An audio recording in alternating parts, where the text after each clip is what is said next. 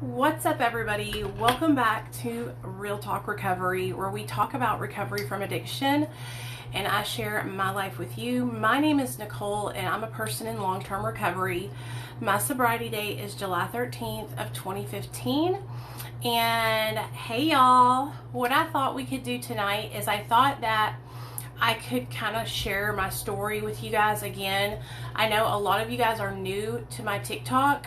Just like recently I've gained a couple thousand followers, and I haven't really done a story of my story in a while, in about 3 or 4 months. So go get a snack, go get something to drink. Like, this is not going to be a short live stream. I am going to tell my story.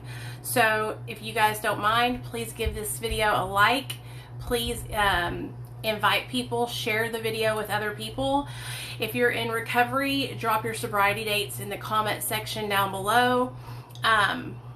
Also, if you follow people that inspire you and you want other people to know about people that inspire you, tag those people and let them know that you're inspired by them. I'm going to share this video on Facebook real fast, so hold on just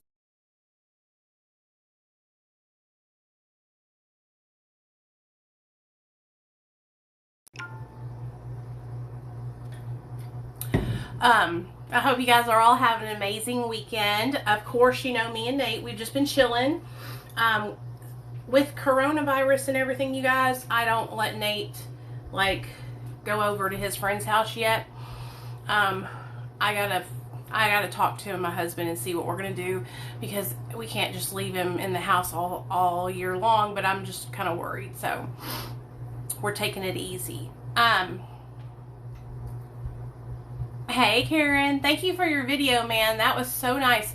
It means so much to me because a lot of people don't understand how much work I put in to make, to help people. And it's not like I'm just doing it and not helping people. Like, I am on the phone 24/7 answering the phones and trying to help others and be of service to people. And so it's so nice when somebody actually acknowledges that and gives me credit, so I really appreciate that. So tonight I'm going to share my story with you guys. I know a lot of you guys know my story, but a lot of you guys don't. A lot of you guys are like new and you've never even heard. You just know bits and pieces of my story. And so I want to share my whole story with you guys. So come on in. Like I said, like the video, give it some likes. Let's get the live streaming algorithm to pick me up, okay? So what I need you to do is like the video, tap the screen, and share the video. Invite other people in the recovery community to come hang out with us after I share my story. If you guys want to come up and share, you guys can come up and share too. So I guess what we'll do is I'm going to jump right into it, okay? And I promise you, you will not be disappointed. Okay, I can tell a mean story time. So I was born in 1982, honey. I was born in New York, Long Island. Can you believe that? Can you believe I was born in the North with this accent? Well, I'm going to tell you. I'm going to tell you why my ass sounds so country. So I was born in 1982, March 8th to be exact. My mom told me that it was a blistery cold night, snow pouring down out of the sky, and she was ready to pop.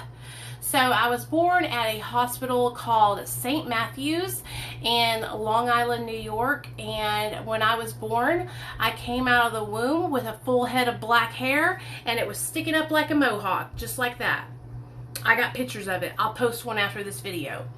My mom said my hair stuck up so bad like a mohawk, she tried to get it to go down with hairspray, hair gel, water, everything. She finally just gave up and put a little bow in it, and I just went around like that.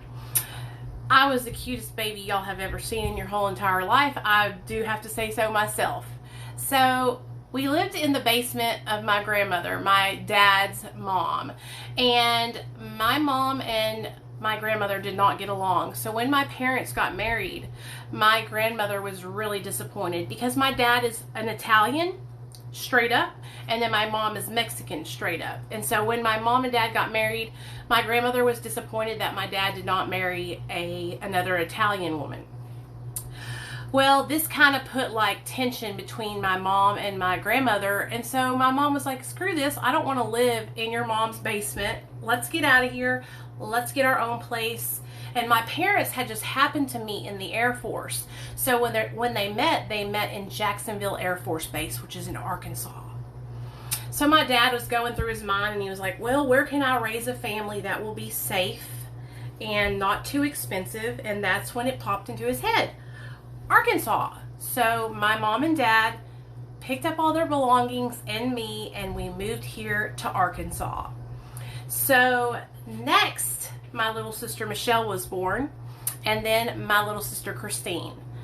Me and my sisters are best friends. I am 39, about to be 40. My sister Michelle is 37, about to be 38. And my sister Christine is 35, just turned. And so we are like back to back, you know. We were supposed to all be boys. Nicole was supposed to be Nicholas, Michelle was supposed to be Michael, and Christine was supposed to be Christopher. But my dad didn't get no boys. He got all girls. Growing up in Hot Springs, Arkansas we had a great childhood, you guys. We lived in the same house for 27 years. In fact, we didn't leave that house until after all of us were graduated.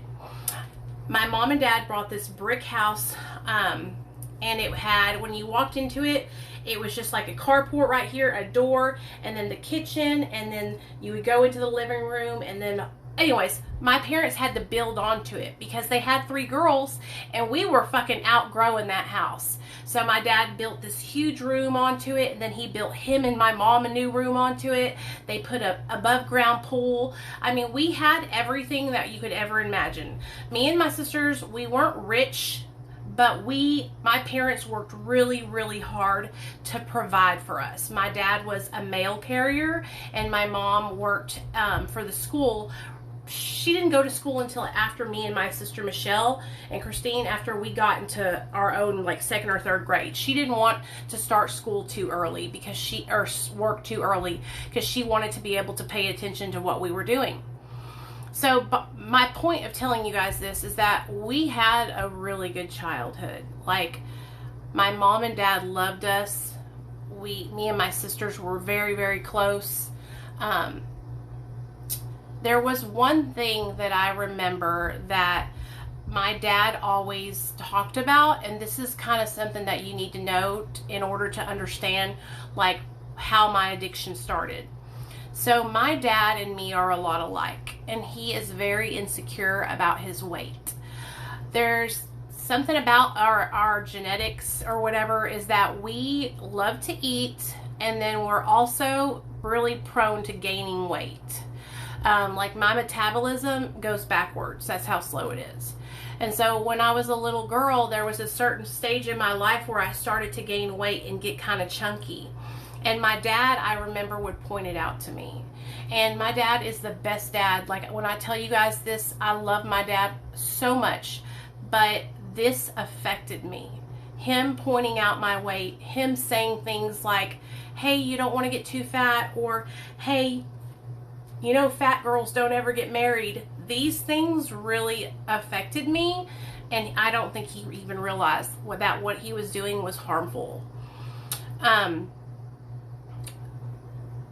1st grade, I remember going to school, and I had these long black ponytails, and I wore dresses. We did not wear pants. I was raised up in a religion called Pentecostal. I'm talking, when we would go to the church, honey, there was ladies speaking in tongues and doing backflips over the pews. That's the kind of church I went to. So when I started school, there was no pants, no makeup, no earrings, no cutting your hair, okay? And so I started school, and I remember kindergarten, I don't really remember, but I remember 1st, 2nd, and 3rd grade. And I remember the other kids making fun of me because I was brown. And I could not understand why they were making fun of me, because my mom had always told me that, you know, being brown is beautiful, and to be proud of my skin, and that other people would want to be brown like me eventually. I would come home to my mom and I would be bawling my eyes off, telling her that people were calling me taco and burrito and telling me to go back across the border. Like, it was really bad. And it was because I was raised up in this little country town where all these kids' parents like talked about this kind of stuff in front of them. It was not like a huge city, you know? So there was like me and another Mexican girl and then like 3 black kids in our whole school. Like, seriously, when I graduated my senior year, I think there was like 4 or 5 black people. That was all in the whole school. So anyways, that was my first experience with like kind of being treated differently because I wasn't like everyone else. All right. And I felt so insecure. And when I went to school, I felt insecure. I felt a void inside of me. I felt like I was not like everyone else. Like, I could literally feel it inside of me. Okay. After grade school, which is like 1st through like 5th grade, around 4th or 5th grade is where I started to gain weight. My mom has pictures of me where she cut my hair and it was like really short and my little face is so chubby. And I remember feeling so out of place. I remember feeling like I was fat and that I wasn't beautiful and that I didn't look like the other girls that were skinny and blonde hair and blue eyed. I felt less than, and I didn't like the way that made me feel.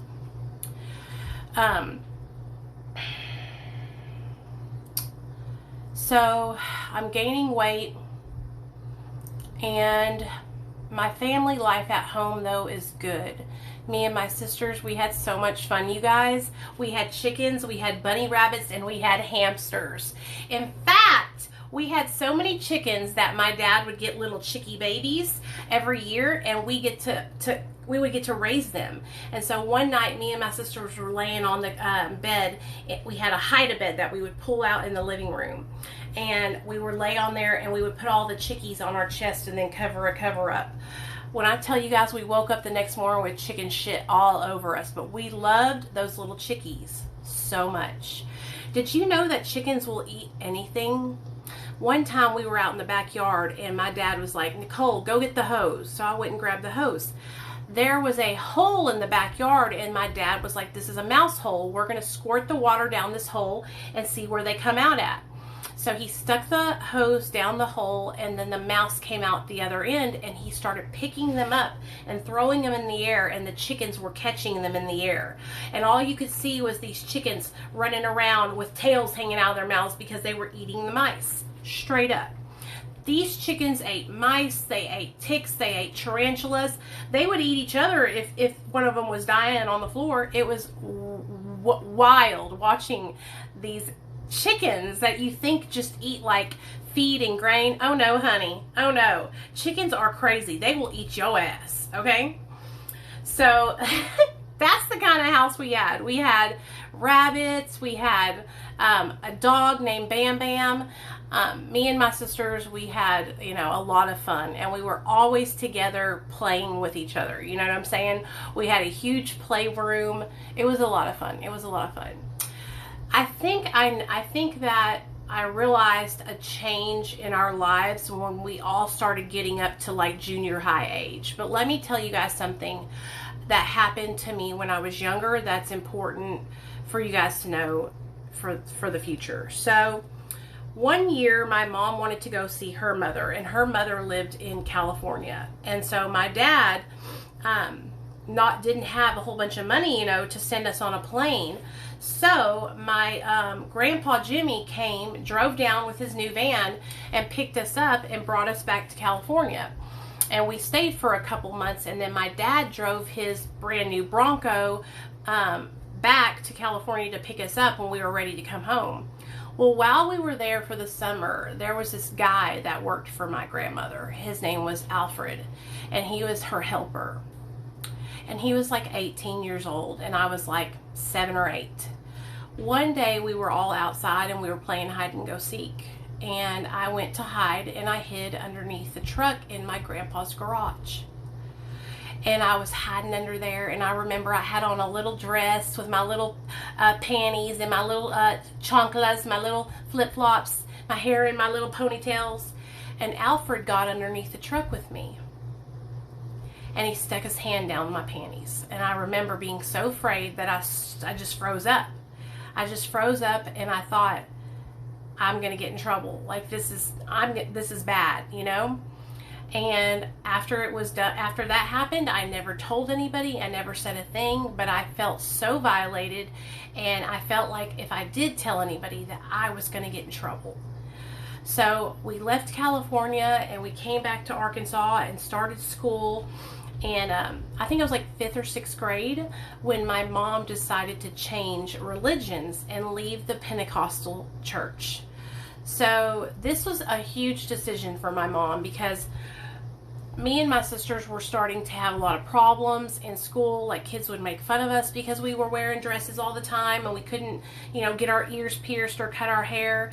And so my mom changed to a non-denominational church, and me and my sisters were so happy, you guys, because now we could wear the clothes that everybody else wore and we didn't stick out like sore thumbs, you know what I mean? My transition into junior high was a rocky one. When I was 14 years old, I had gained not a lot of weight.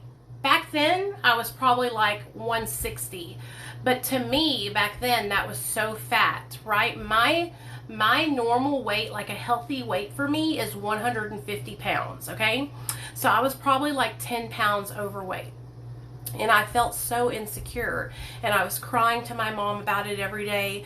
And so my mom took me to the doctor, right, to talk to the doctor about my weight. And that's when my doctor prescribed me phentermine. I was 14 years old, and I took phentermine, and I lost like 40 pounds, and it was amazing, and I loved it. I remember the first time I took it, how good it made me feel, and just thinking like, this is amazing, you know what I mean? I went to band camp that summer and came back, and I was a new woman. I was thin, and everybody in school was noticing me. All the guys were starting to be like, damn, you know, damn girl, what's up? And I had never had a boyfriend, you know. I'm going into like 8th or 9th grade, and I still have never dated a guy. Well, my 8th or 9th grade year, my sister Michelle, phentermine is an amphetamine, and it's called Adipex. That's what it is. It's used to help people lose weight that are obese. So my sister Michelle started to struggle with bipolar disorder. So back in the 90s, you guys, people didn't talk about mental health like they do now. People didn't get online and say it's okay to not be okay. Like, if you weren't okay, you sucked it up and you made yourself okay. Okay, there was none of this body positivity. If you were fat, you were fat, and that was not healthy. There was nothing like it is now. I don't think you guys understand how lucky you guys are the way it is now, because that was not like that. In the 90s, you were called fat. If you weren't skinny like Kate Moss, then you were fat. Okay, and there was no movement of people to support you in your fatness. It sucked. It sucked, and I grew up feeling so much less than because I struggled with my weight so much. When my sister started having problems with her bipolar, my mom and dad didn't even know that's what it was. They didn't even know it was bipolar because nobody talked about mental health. Nobody talked about depression. Nobody was talking about anxiety. None of this stuff was even a topic, dude, at all. At all. The principal was still able to paddle you in school. Like, I don't think you guys understand. And so there was a huge shift in my sister and her behavior. My sister started sneaking out. So you got to remember, my sister Michelle is 15 months younger than me. So we're basically damn near the same age. My sister starts jumping out of the windows. She starts going out and having sex. I haven't even had sex yet. And she is disrupting our fucking family. Like, she is acting a fool, y'all. A fool. My mom and dad could not figure out what it was. They took her to doctor after doctor after doctor. She was diagnosed with oppositional defiance disorder, borderline personality disorder, bipolar disorder, all kinds of different disorders, right? But everybody could diagnose her with a disorder, but nobody knew how to fix her. And so this started to like weigh on me. This started to cause me and my sister Christine problems because my parents were so focused trying to save my sister Michelle that they were not focused on me and my sister Christine. My freshman year of high school, I met a boy. His name was JR, and we started dating, and he was my first boyfriend, and I thought I was in love. And anyway, he ended up cheating on me with a girl named Rhonda, and I remember I was heartbroken.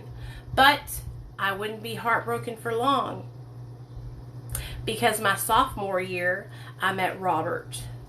Robert was my first ever true love. Robert was my high school sweetheart. Robert was 17. I had just turned 17. He went to Hot Springs High School. I went to Lake Hamilton High School, and I just thought he was the bee's knees. He was tall, dark, and handsome, green eyes, brown hair, skater boy, sexy. While I'm running around with my skater boy boyfriend, my sister Michelle is wilding out. And so my parents, I'm talking to the point where my sister was chasing us around the house with a butcher knife trying to chop us up, you guys. Like, she was really struggling with her behavior. My mom and dad didn't know what to do. My mom and dad were almost going to have a divorce because of how hard it was getting with my sister, and they didn't know how to get her under control. So what happened was, they had her put into a mental institution. First, they had to have her fins petitioned, which is where they relinquished responsibility of her, and the state of Arkansas took responsibility. Because what was happening was my sister was leaving the home and not going to school. So if she didn't go to school, my parents were going to be held liable. And my parents couldn't do anything. Like, they could not get her under control. So they had her fins petitioned, and then the state of Arkansas took control. And that's when my sister went into juvenile jail. After she got out of juvie, she went to the mental institution. And that's when me and my sister Christine, like, it was really hard. It was really hard seeing my baby sister in a mental institution. They put her on so many drugs, you guys. She wasn't even the same person. She couldn't even talk, man. It was so sad because it was like she was a shell of herself. They had her so doped up trying to get her in control, or get control of her. Robert started showing me what it was like to be a sophomore in high school. I started drinking and going to parties with him. I'll never forget the first time I drank alcohol. It was at a cake party, and this is the kind of bitch I am. I go hard or I go home. So on my first cake party, I was doing cake stands. Have y'all ever done a cake stand before? When you get on the keg, you do a handstand, a guy holds your legs up, and then you put the thing in your mouth and you drink it upside down. That was cake stand. So I'm cake standing it up, you know, just getting fucked up, drinking, smoking weed, and I loved it. I loved the way alcohol and drugs made me feel. I loved the relief I got. I was like, this is where it's at. Why didn't anybody tell me about this shit? Meanwhile, my sister is comatose in a mental institution, and my parents are on the brink of getting a divorce, okay? So shit was getting hard in my life, and that's when drugs and alcohol entered the scene at just the perfect time. Just the perfect time, you guys, and that's how it happens. So me and Robert were together for like 5 years. I stayed with him after I graduated high school, and then my first year out of high school, like 2001, we broke up. But we were together, you know, through the whole high school. My sister finally got out of the mental institution, and I was so glad, you guys. I cried. I was so happy that she got out and that she was okay. She got out, but while she was in there, they had put her on this medication called lithium. Lithium shut my sister's thyroid gland down. And so she gained 90 pounds in 3 months. My sister went from a skinny, petite little thing to 275 pounds. And she was so depressed, you guys. But she came out. She got back into school. She didn't go to the same school me and my sister went to because she had gotten kicked out of it. And shortly after she got out, she got pregnant. My sister got pregnant by a guy named Paul Baccarella, and she had a little boy named Nicholas. Actually, Nicholas just started college a week ago. Nicholas, he has Asperger's, which is a form of autism, but he is a genius. He is so smart. He is the most loving little boy you will ever meet, and I'll tell you more about that later on in the story. So my sister comes back, she gets pregnant, and we're all like, what the hell? You know, my mom and dad had taught us when we were little that you don't have sex before marriage. And so that was like, you know, my mom and dad were kind of like caught off guard, but my parents are the kind of parents that they love us no matter what, you know? And so they loved my sister through everything. She got married to the guy she got pregnant with, and they ended up getting their own place together and everything. So me and Robert, we're partying it up. I'm smoking, I'm drinking, and now cocaine enters the scene. It was so casual how it came into the scene too. Like we were hanging out with some friends and somebody had some coke and they offered me a line and I did it. And it was that simple, dude. That simple, that fast. And I was like, whoa, this is great. Like, I love this. That's one thing that I have always noticed about myself, is that I loved drugs. It didn't matter if it was stimulants or downers or alcohol or whatever. I loved making myself feel differently. I loved getting outside of myself, you know? So it was my senior year, and I had fucked off my whole senior year, guys, to the point where my coach had to pass me in geometry because I was failing.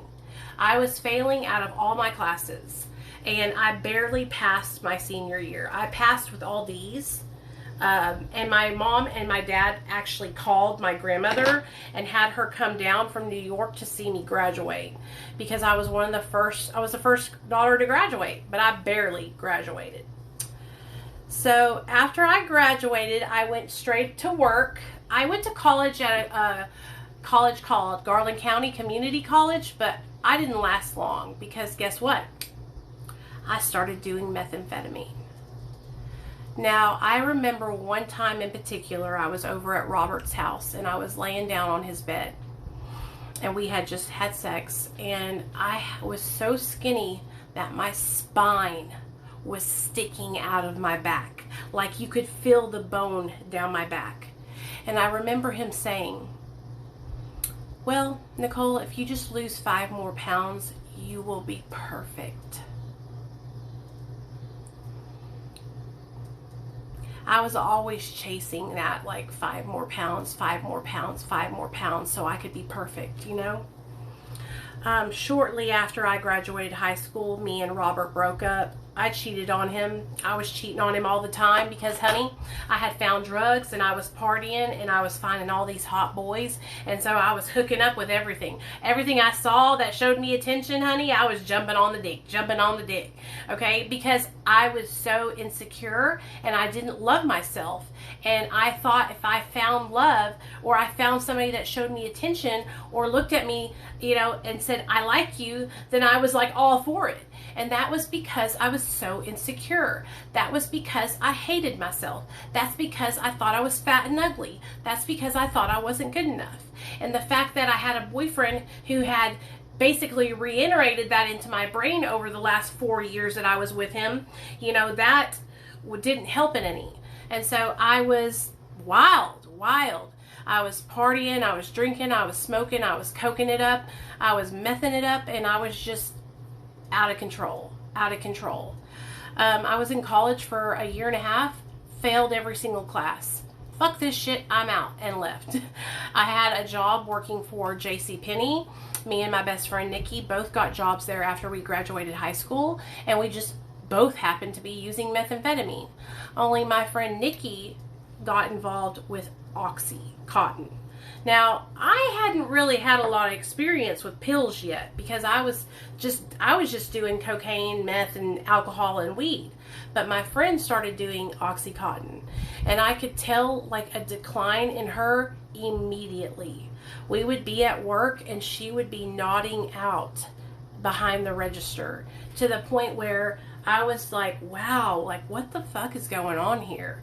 I didn't know anything about Oxycontin. That's when she gave me a half of an Oxy and I snorted it.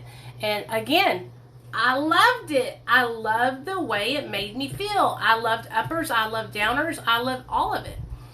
But I didn't have access to Oxys at that time, so it wasn't something that I'd like made a habit of. I was doing methamphetamine constantly. I had a dealer. I was purchasing it now, and that was one thing that I remember was a change for me. When I started purchasing my own drugs, that's when I knew, you know, I'm getting, this is not good. This is not good. Shit's changing, right? So me and Nikki, we're working at JCPenney. She's in the catalog department. I'm in the cosmetic department because y'all already know I'm doing people's makeup. Yes, bitch. I was doing makeovers. I was making money, y'all. I would get tips. I was good at my job. I've always been good at every job that I've ever done. But this cosmetology job, I loved it. Like, I wish I could get a job like that again because I had so much fun doing it. But my addiction would be my downfall because I was at JCPenney and my dealer would come up there with bags of methamphetamine and I would trade products to him. Products from JCPenney to get free meth. And I got caught. I got caught and I was fired, and then shortly after I got fired, my friend Nikki got fired. And we were both just like, why'd they fire us? We were fucked up. That's why they fired us. So after I got fired, I got a job working at a place called Shoe Carnival. And just like I do at every single job, I excelled quickly. I got in where I fit in. I started learning the ropes, and I was shortly after I got that job, I was promoted to floor supervisor. Now, like I said, was really into taking methamphetamine. I was snorting it off of the back of the toilets at damn Shoe Carnival. So one night I went to a party over at my friend, at this guy named Flash's house. Flash was a meth cook. And I was at the trailer that was on the same property as his little shed that he cooked meth in. And I was sitting on the couch in this trailer, and this guy walked out from the back. And I remember literally sitting there and watching him walk out from the back hallway and thinking, he is so fucking fine. Like, I'm going to make him mine. I ended up giving him my phone number, and he called me 2 days later on a Thursday. And this was LD. I didn't know anything about LD. I did not know his family or where he came from, but I learned shortly after that. LD was homeless, he was a meth addict, and he was on parole.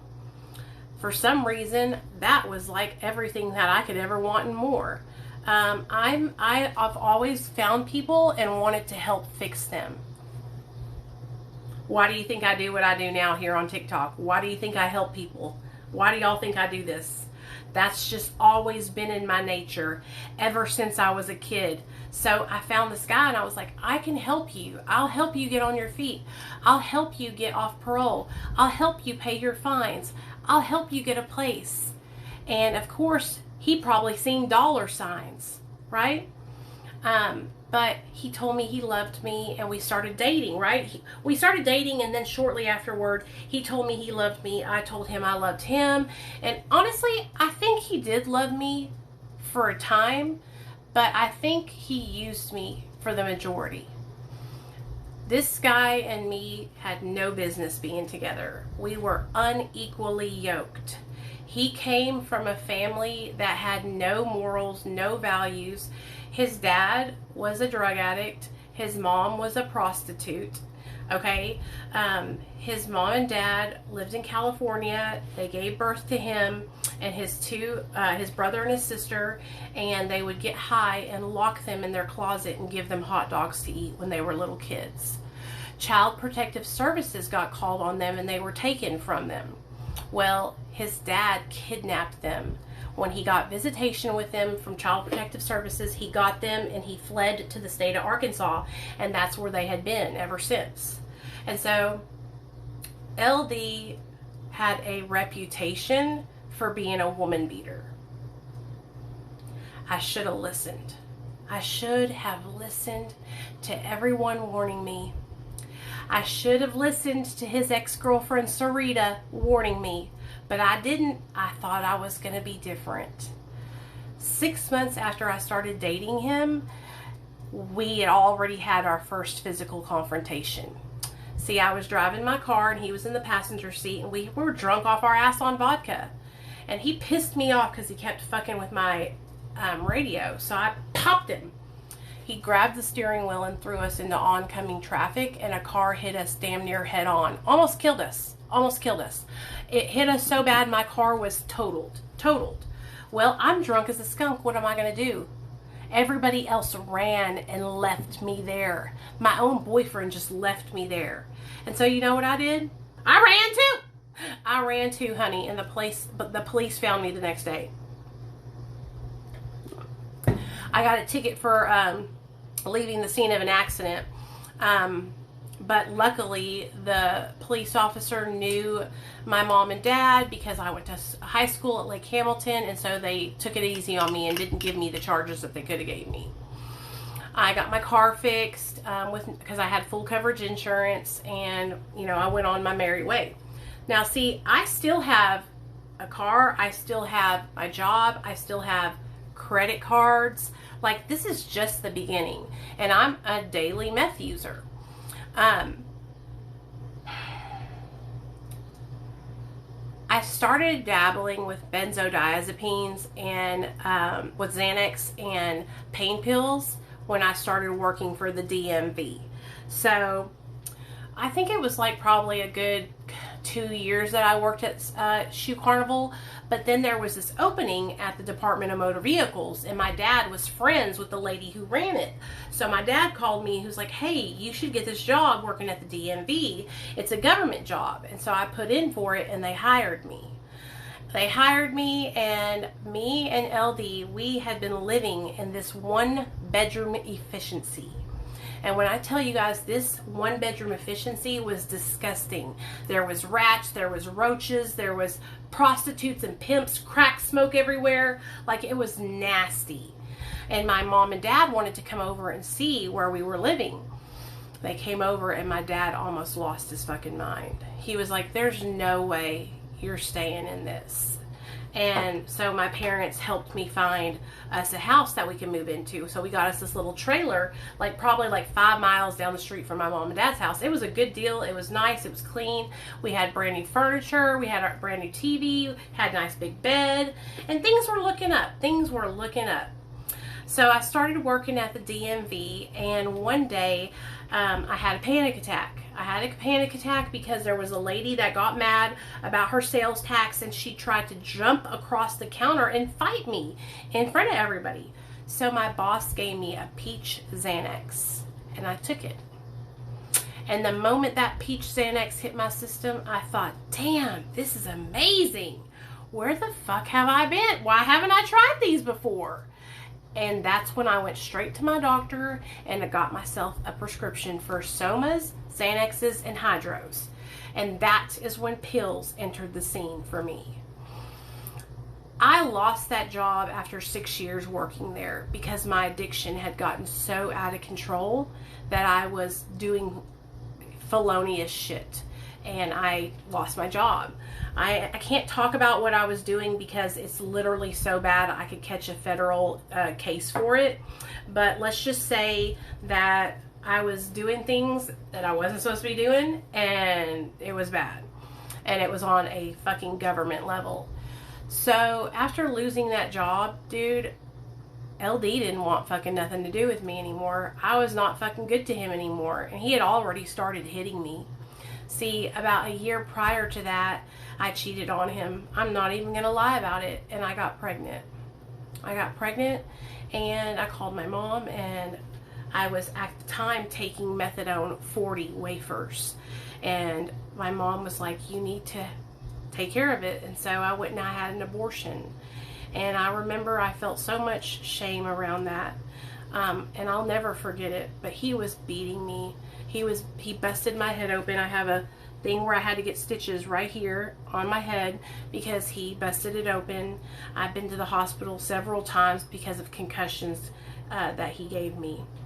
After I lost that job, though, I wasn't no good to him anymore because I couldn't pay for his shit anymore.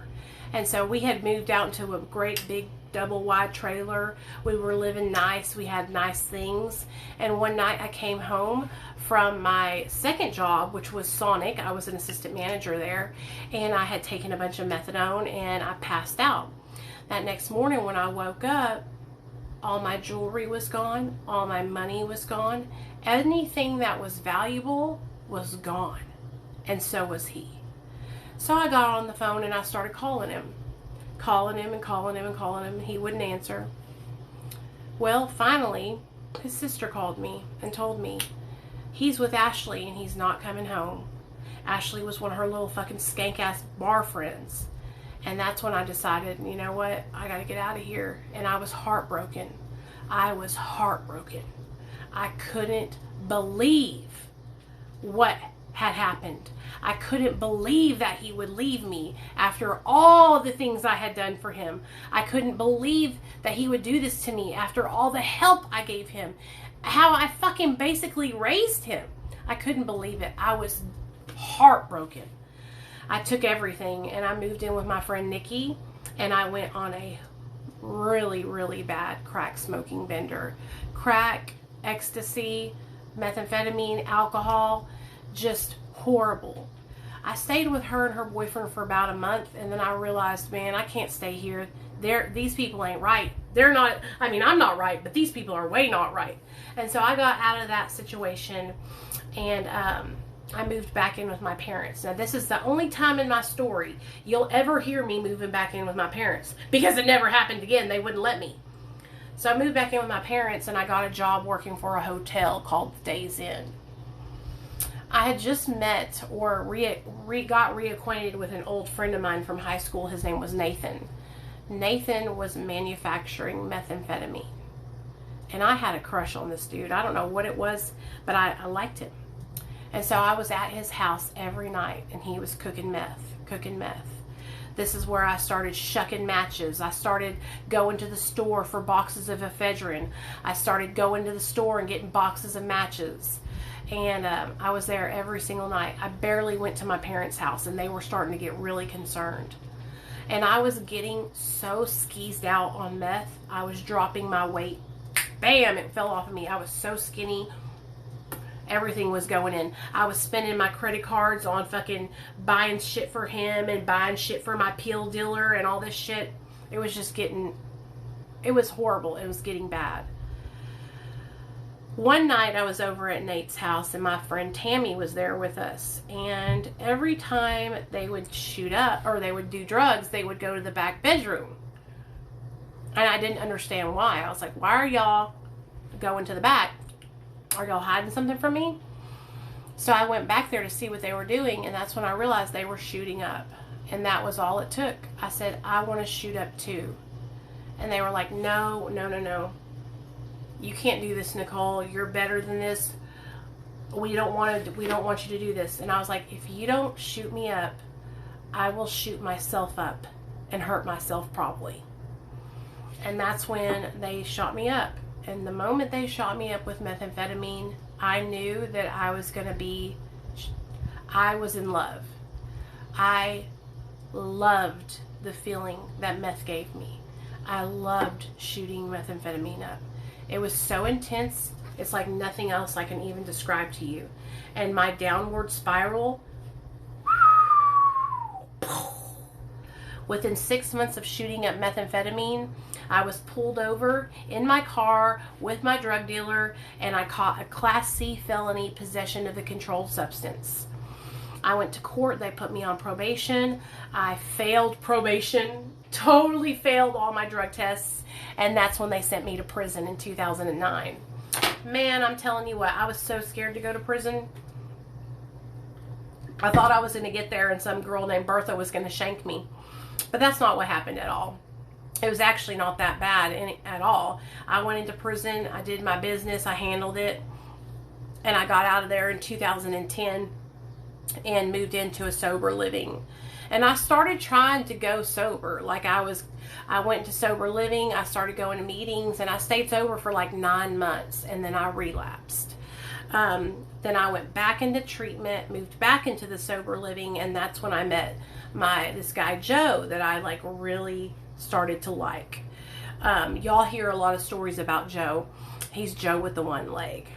So anyway, me and Joe, we were volatile for each other. We were both using methamphetamine, and so that was just a shit show of a relationship. For the next like 7 years, I went in and out of rehab, rehab, sober living, rehab, sober living, rehab, sober living, rehab, sober living. Then in 2012, I met my husband. And I'm shortening the story a lot. In 2012, when I met Neil, I fell completely head over heels for him. He was the cutest thing I'd ever seen. He had red hair, and it was all spiky, and he was just cute, cute, cute. And so me and my husband, we met each other, and we immediately started dating. Like, we liked each other from the first time we put eyes on each other. And so we started dating. And I didn't know that he had an addiction too. Well, shortly after we started dating, he told me that he was on methadone. And he was on like 100 milligrams of methadone a day, 110. Because he was getting the pills, the 10 milligram pills, 365 methadone 10 a month. And so y'all already know, I started taking those methadone. And me and methadone, we do not mix, honey. When I take methadone, I don't sleep. I stay up in a constant nod, and my hair started falling out. Dude, I got so skinny, you guys, that I was losing my hair. I was so malnourished. In 2013, we got pregnant, and I gave birth to my little boy, and I was high as hell on methamphetamine when I gave birth to him. I remember I felt so ashamed because this is not the mom that I wanted to be. My mom was an amazing mom. I was raised by great parents, and here I am. I can't keep a meth needle out of my arm during my whole pregnancy. My son, when I tell you guys, he was a miracle, you guys. He was a miracle. And I wish I could say I got sober right after he was born and I stayed sober, but that's not what happened. I gave birth to Nathaniel. I stayed sober for 90 days, and then I relapsed. And I relapsed for the next year, you guys, and it was so fucking hard because I knew what I was doing was wrong, and I knew I needed help. But I just didn't know what to do. I was so afraid that if I reached out for help, my son would get taken away from me. In 2015, my best friend called CPS on me, and that is what changed everything. When she called CPS on me, even though she did it out of spite, it changed my life forever, and it saved my life. I went to treatment the day that they took my son away, and I've been sober ever since. I went to treatment. I came out of treatment, and my husband had gotten on Suboxone. I'll never forget. I was so mad at him, you guys. I was like, why did you do that? You're just trading addictions. And he was like, no, Nicole, I'm serious. This helped me. I didn't want to hear it. So 3 days went by, and I was fucking struggling to stay sober. And that's when I finally decided to try MAT, and it saved my life. And I've been sober ever since. 6 years now. 6 years sober. 6 motherfucking years sober. Hey, Eric, love you too. I had struggled all my life trying to stay sober. I had tried everything. I had been to 6 rehabs. I had tried AA, NACA. I had done the steps. I had sponsors. I did counseling, everything. It wasn't until I got on a stable dose of Suboxone that I was able to put 2 feet or 1 foot in front of the other and actually gain meaningful sobriety. You know what I do now, you guys? Now I work for an amazing treatment center. I work for one of the best addiction specialists in the United States of America, Dr. B. I get to help people every single day who are struggling with a disease of addiction. I get to make content to inspire people to change their lives. And that's all because I finally changed my life. And it didn't happen overnight.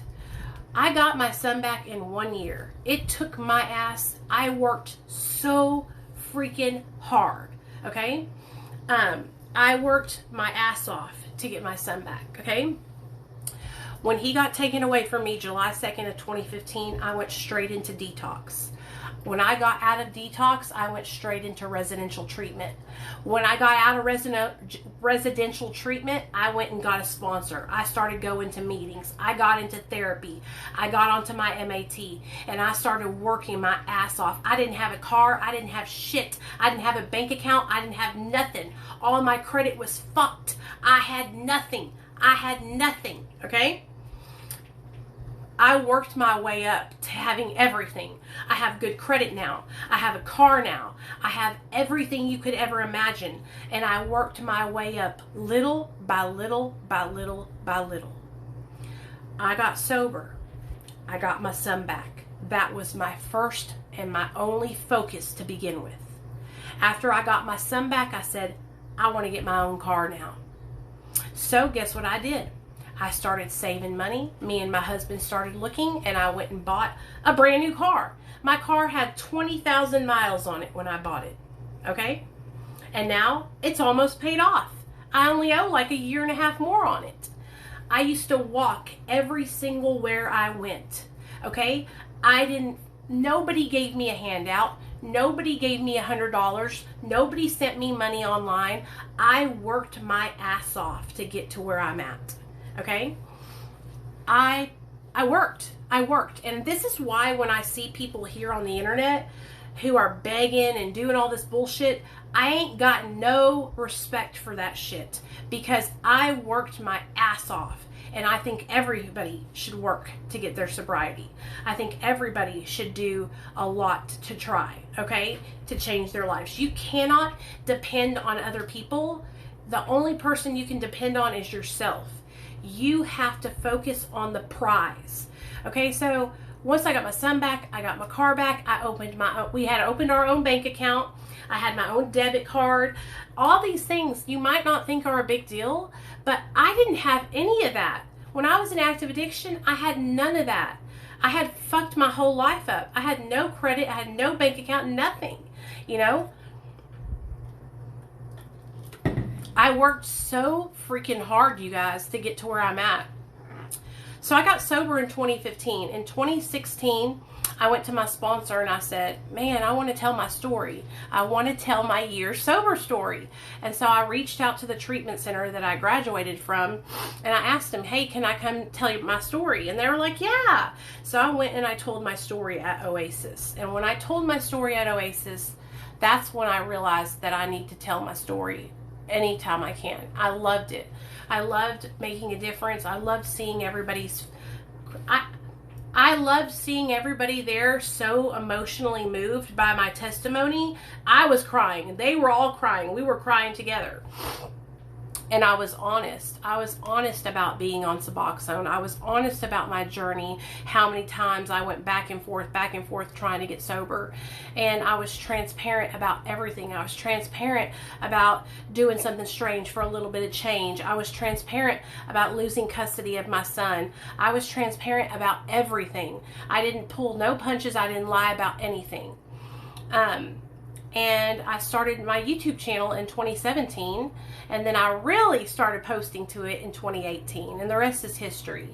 That's how Dr. B found me. That's how I got my job that I have now, working for him in his treatment center. And yeah, I have been doing it ever since. Suboxone is medication-assisted treatment. It is a medication that they use to treat opiate addiction. And so it saved my life. Like, seriously, you guys, I had tried everything to get sober. The one thing that I had never tried was MAT. For over 10 years, I tried to get sober through abstinence-based recovery, okay? And it wasn't until I incorporated MAT into my sobriety that I was actually able to maintain my sobriety and stay sober. Like, I wish I had tried it sooner. I wish I had not listened to all the judgmental pieces of shit who told me that I wasn't in recovery because I used Suboxone. I wish I hadn't listened to all those fucking assholes, because you know what? Every person who has ever had an opinion on my sobriety, guess where they're at?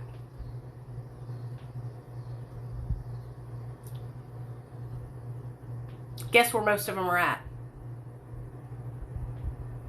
Relapsed or dead. They had an opinion on what I was doing for me to stay sober, and their ass couldn't even stay sober them damn selves.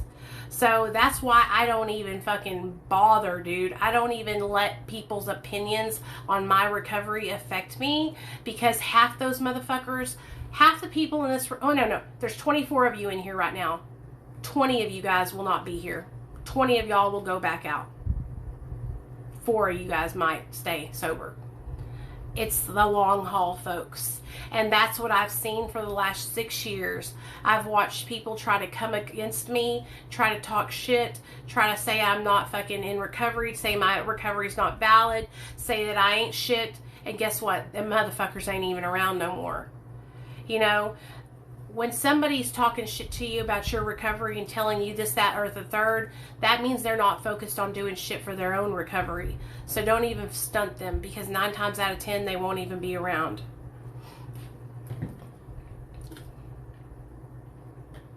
And that, my friends, is the true. That is whenever you can look around and you can go, I'm the last man standing, bitches. You know? Because people used to really pick on me about being on Suboxone. That is why I am so proud of myself, because I didn't let their judgment and their words keep me from staying sober. I didn't let them affect me.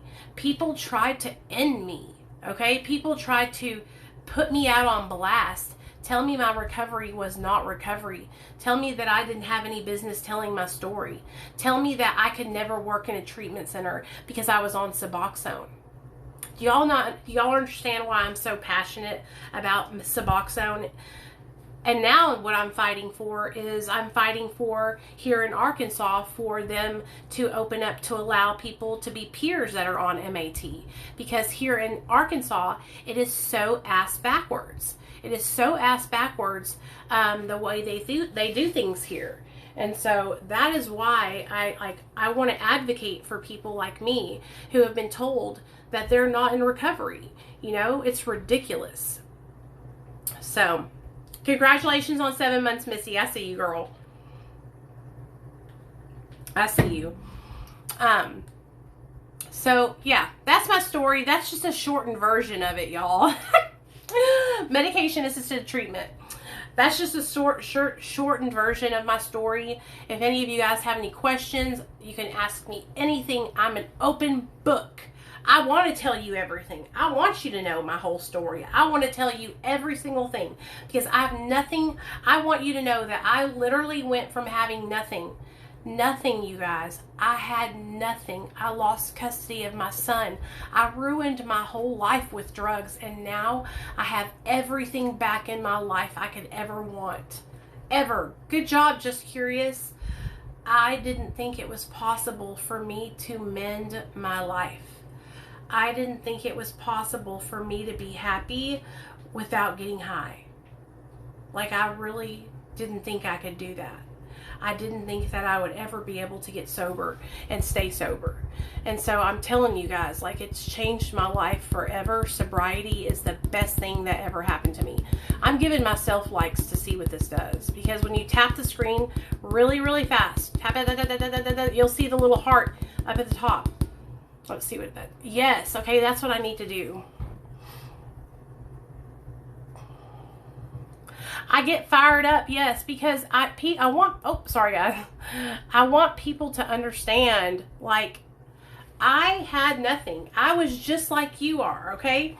And now I have everything I could ever want in my life and more. Like, I want you guys to understand that it wasn't easy. It wasn't easy, but I did it, and you can do it too. Like, it doesn't have to be, you don't have to stay out there in your active addiction. You know what I mean? You don't have to keep using drugs and alcohol. You can get sober and stay sober. And listen, find what works for you. If medication-assisted treatment works for you, then do that. I'm giving myself the likes again. Come on, y'all. Let's do this together. Tap the screen. I want to see if it puts me into the FYP, because I've been trying to get on the FYP with my lives for a minute now, but TikTok's been holding me back. They're trying to hold me back from being great, y'all. So, I want you guys, I still deal with guilt and humiliation from all those years. Don't be embarrassed. You know what? People try to insult me here on TikTok and like make me feel less than because I share the shit that I did when I was in active addiction. For you page. Honey, you can't shame me. You can't make me feel guilty. Yeah, I sucked a dick for a hydrocodone. Yeah, I did something strange for a little bit of change. Yeah, I rubbed the lotion on the king's skin. That was fucking ridiculous. But you can't shame me. You can't make me feel bad about myself, because I already did that to me. I did it to me. So you can't hurt me. I was my own worst enemy. Do you think that I'm going to let some little troll ass bitch on the internet affect me? Honey, I did all that. I did it my damn self. You know, I'm telling you guys, like 110%, if you feel embarrassed or ashamed because of the things you did in active addiction, I'm here to tell you, honey, there ain't nothing to be ashamed of, okay? There's nothing to be ashamed of, and anybody who tries to make you feel ashamed, they're a piece of shit and you don't need them in your life, no way. It's true. It's true, you know? And when you listen to me, you guys, when you own your shit and you own your mistakes, nobody else can hold them over your head. Nobody else can make you feel less than whenever you own your own shit. So if you was a hoe when you was in active addiction, honey, own that shit. Say it. I was a hoe in active addiction. Like I said earlier, I was jumping on the D's when I was in my active addiction because I knew that I could use my womanliness to get what I wanted. So when you own what you did, nobody else can use it against you. Nobody else can make you feel less than. And that brings up another point. Like when people say things like, oh my gosh, like, you and your husband are together, does he not get mad?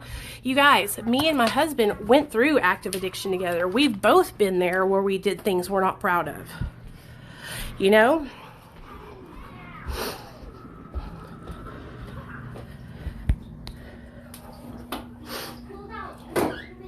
You as a man hoe? Yeah, so I'm just saying to this stuff to you guys because I know how it is here on the internet, and I know how mean people are because they're mean to me all the time. People say horrible things to me, okay? Horrible things.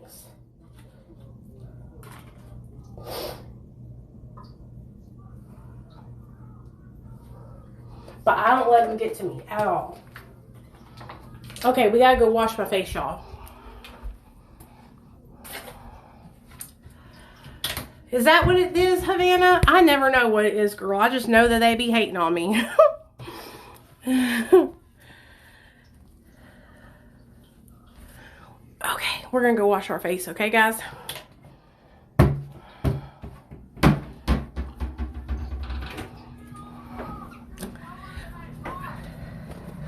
So what do y'all got for me? What questions y'all got? Okay, look at this eyeshadow. It was a pretty eyeshadow look today, huh? Okay. If any of you guys want to come up here and share, you can. Okay.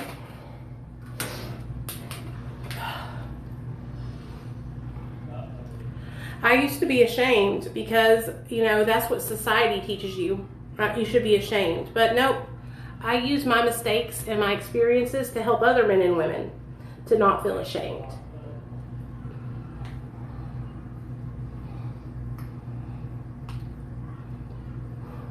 Thank you.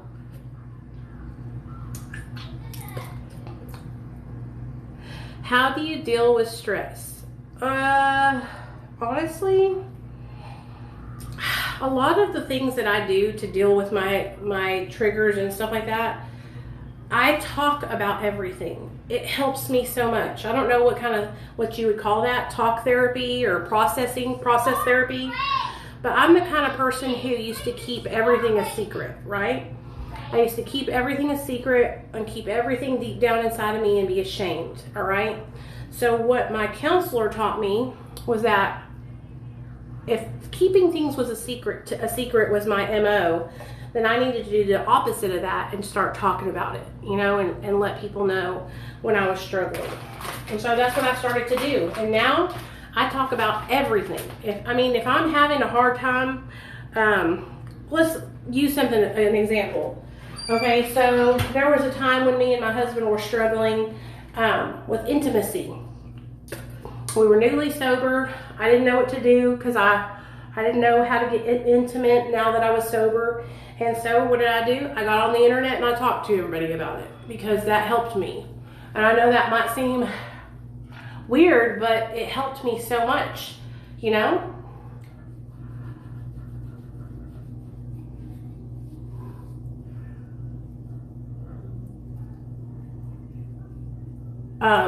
I had to start sharing what I was going through, and it helped me, you guys. Don't hold it inside. That's why I made those t-shirts. Keep snitching on your addiction. How many of you guys got a t-shirt? I got t-shirts. You can get them. They're in my link tree, and the proceeds are going to help somebody go into sober living. Keep snitching on your addiction, baby.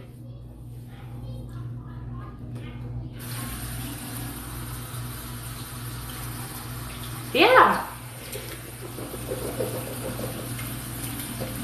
I talk about everything I go through, and that's been my saving grace, you guys. So if you ever want to know, like, how do I deal with things, that's what I do. That's how I worked through my shame and guilt. Keep snitching on your addiction. Yep, I made t-shirts, y'all. Go get a t-shirt. They're only 24 bucks.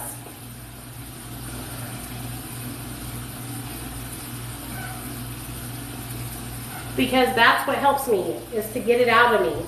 Okay, there was too many years that I spent shame and guilt and hid away in my closet of shame and guilt, you know? I will not be a slave to my own shame and guilt any longer. I will not let it hold me back, you know? I'm 39. I will not let it hold me back, you know? You can't let it hold you back either. Who gives a fuck what anybody else thinks? You know what I'm saying? Are those people going to be paying your bills? Are those people going to be living your life? No. No. Yeah, I do, Tara. I have like 10. I don't do, but I don't, it's not sponsees. They're not sponsees. They're coaching clients.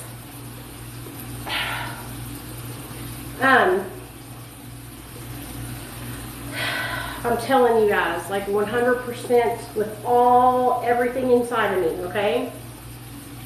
With everything inside of me. You heard my story.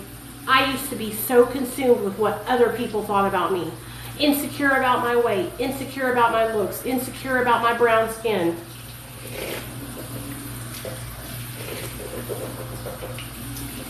I finally found true freedom when I let go of what other people thought of me. I know I'm a beautiful person inside and out. I know that I am a wonderful human being, and I am a person that anybody would be lucky to have as a friend, you know? I'm somebody you can count on, you know? And I had to start realizing that about myself, because that was what was holding me back in life. I was constantly relying on other people's approval and validation of myself. Why, what the hell? You know what I mean? Why am I waiting on other people to validate me? Why are you waiting on other people to validate you? You know? That was a hard thing for me to realize and learn, you guys. It really, really was.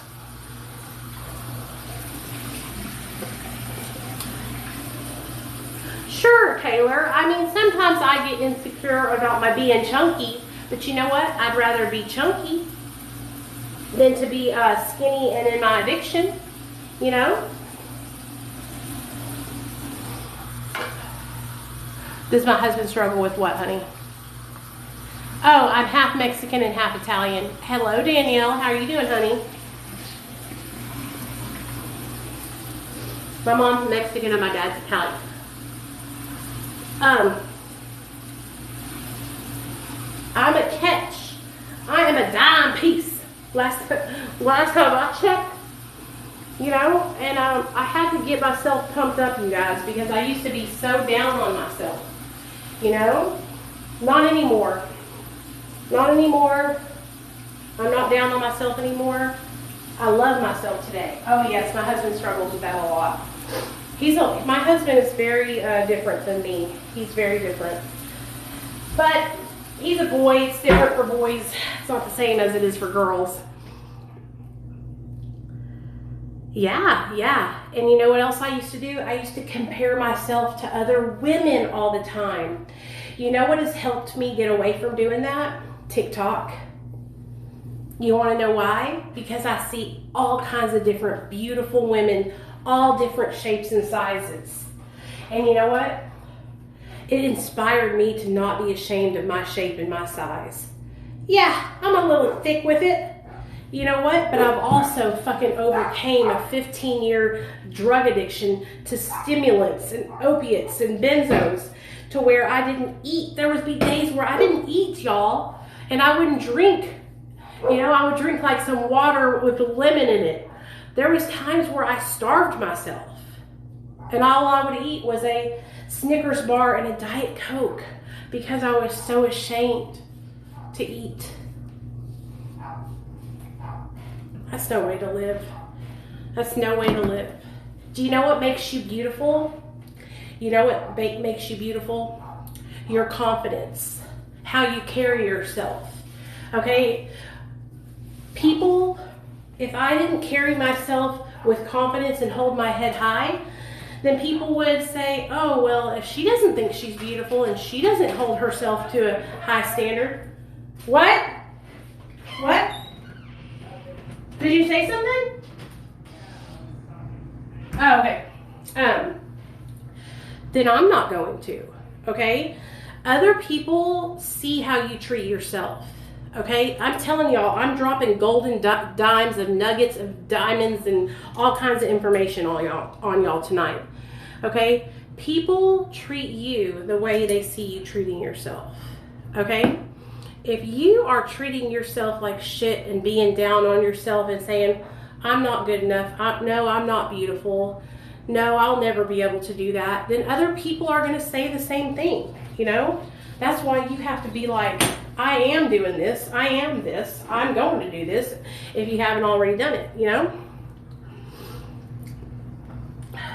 And there's nothing wrong with valuing what other people in your life that you care about think. This is Caffeine Solution by The Ordinary. It helps depuff your eyes. There's nothing wrong with caring what your family thinks and stuff like that, right? Because those are people who love you and have your best interests at heart. You know, I'm talking about Tom, Dick, and Harry on the sidewalk that you ain't never met in your life, who come to your comment section and say some rude shit. Like, what's the comment I always get? That tooth is, everybody comments about my little tooth that sticks up.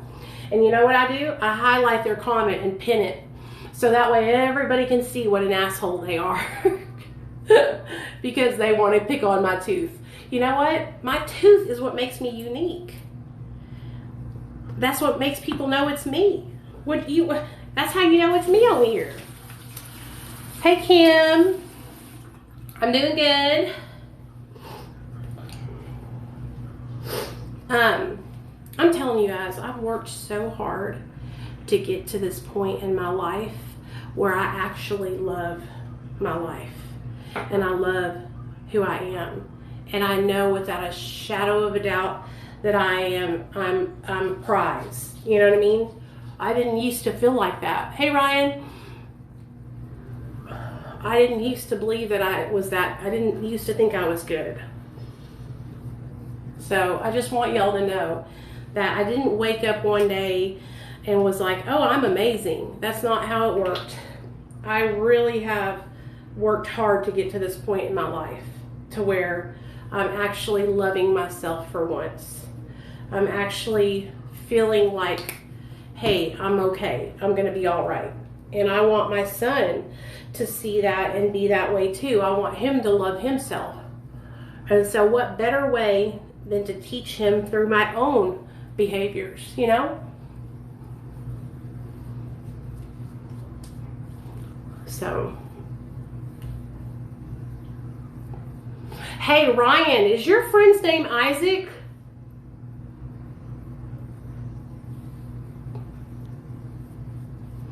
What's your friend's name?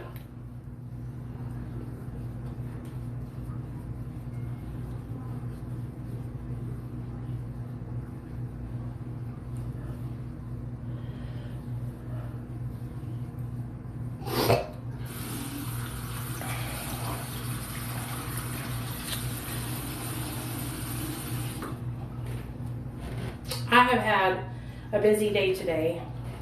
Hey, Micah, what's up, girl? I don't know where my people are at. My Micahs. No, that's okay. Y'all probably been busy today, huh?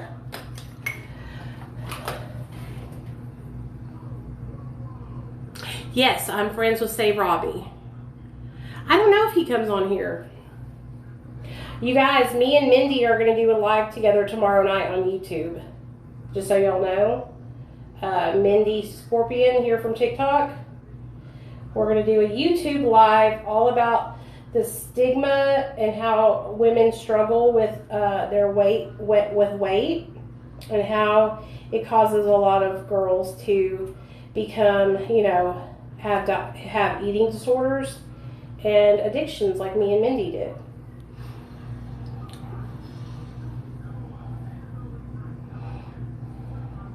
No, I don't hang out with people who are addicts.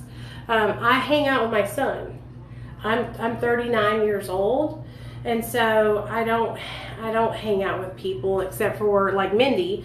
Me and her, we live like 4 hours away from each other, so we're gonna get together and start doing some YouTube videos together and stuff.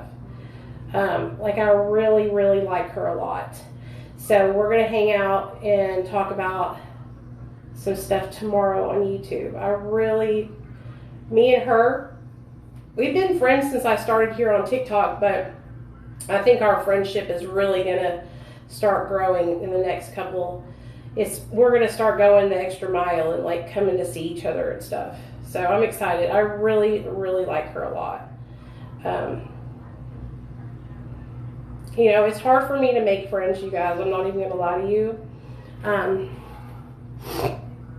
Yes, me and Mindy met on TikTok.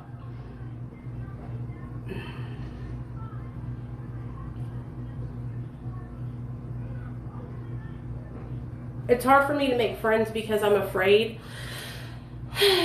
of, you know, being around people that are using drugs. I'm not even gonna lie to you. Since getting sober, that's the hard thing. The hard thing is integrating back into society. And that's one of the things, yes, she's in recovery too. So that's what makes it great, because I don't have to worry going around her, you know. But that's one of the things that's hard whenever you get into recovery, because it's like, I hung out with so many people that were doing drugs, you guys. That really fucked me up. We're going to talk about eating disorders and addiction like the stigma of weight gain with women, and how a lot of us, you know, become drug addicts or become have eating disorders, because both of us, that's how both of us got into our addiction, was from our weight.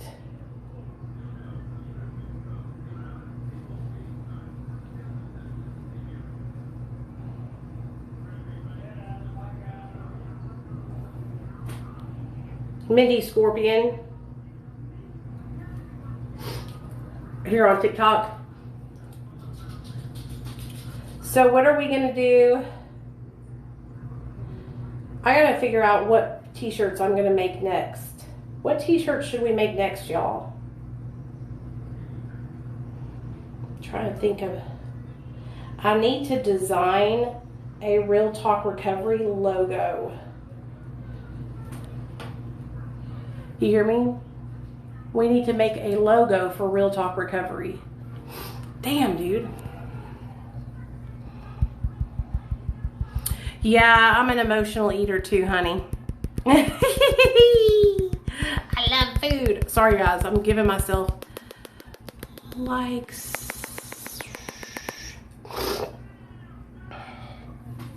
Okay, I'm trying to get I want to get that and that.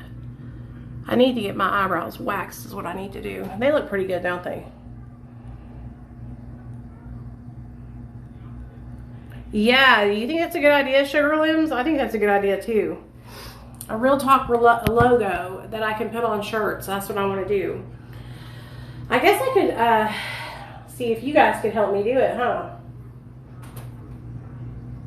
If we make a logo, how would we get it on a shirt, though? Like, how do you do that? Do y'all know?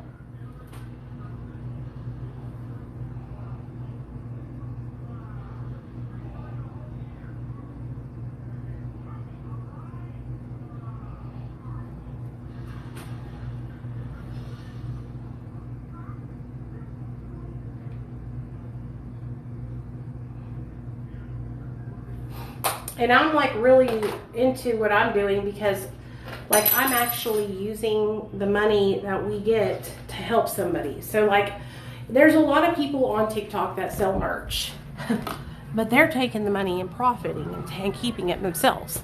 I'm taking the money and actually using it to help somebody else. So that's why it's special.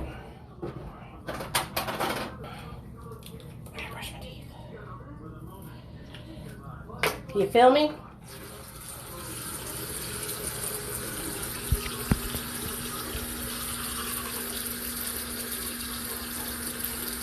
Oh, really? Okay. Hey, Frank. I know.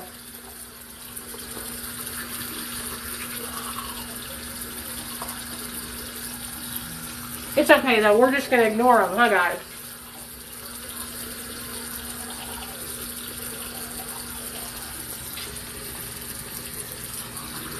Hold on, I keep.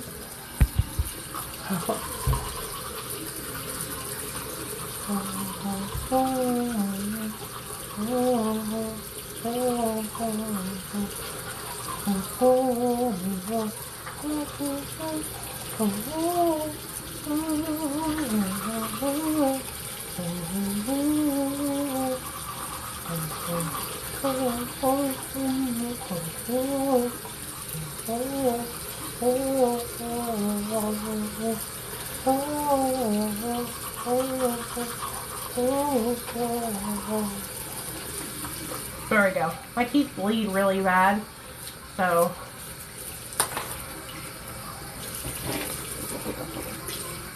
Please.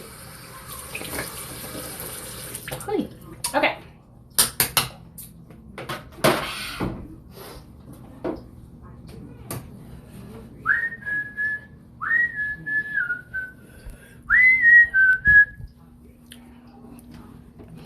Hey, puppy dog, did you listen to my story? Hey, baby.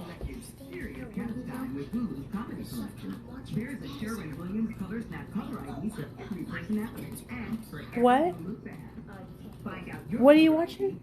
Tell me. It's something inappropriate. It's like Rick and Morty. Oh, it's okay. Well, why do you... It's okay if you watch Rick and Morty. It's okay. Why do you... What, Nate?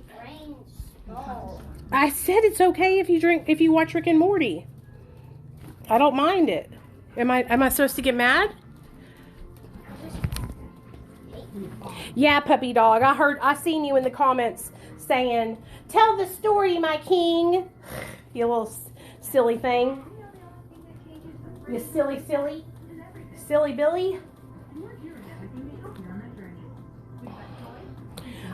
You guys, I wish I could have told the whole thing, but I had to cut it short because I knew it'd be... If I told the whole thing, it would have been like 4 hours long. And just so you guys know, I do have my story on my YouTube channel, Real Talk Recovery. If you guys ever want to really, really listen to the whole thing, it's on my YouTube channel. And it'll make you cry. How many of you guys are subscribed to my YouTube channel? Are y'all? I hope so. My boogers. I almost feel like TikTok is... Yes, you better be here.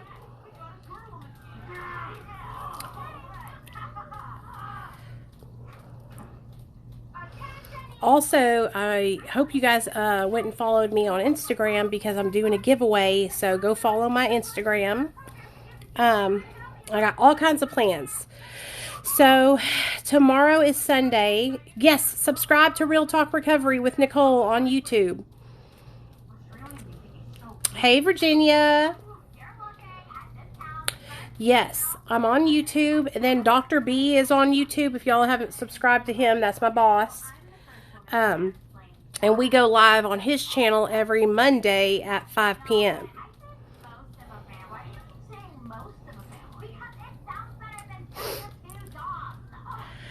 I need to get some more stuff for my skin because remember that pill that I used to do? I ran out of it. I need it more. But anyways, I hope you guys enjoyed the story time tonight. I will let you guys go. But I'll see y'all tomorrow night too at 7:30. Okay, guys?